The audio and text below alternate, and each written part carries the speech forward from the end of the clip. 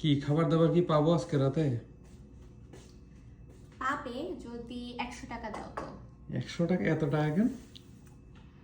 কারণ আজকে শিং মাছ রান্না হয়েছে এবং শিং মাছ নিয়ে ধ্রুবর সাথে আমার একটা কাহিনী আছে।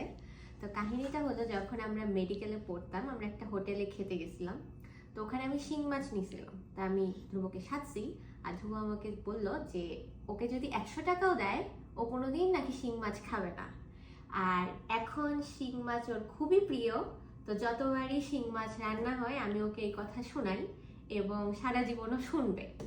তোমাকে 100 টাকা দিতে হবে না $100? ও সরি, ডলার। my God. বিদেশে তো ডলার হবে অবশ্যই।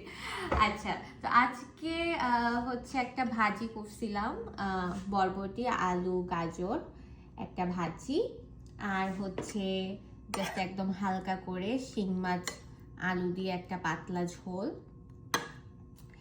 এই আর কি। আর হচ্ছে এখানে গতকালকের খাসির মাংস আর ধ্রুবর পছন্দের মাসকালাইয়ের ডাল। এটাই আমাদের আজকের মেনু।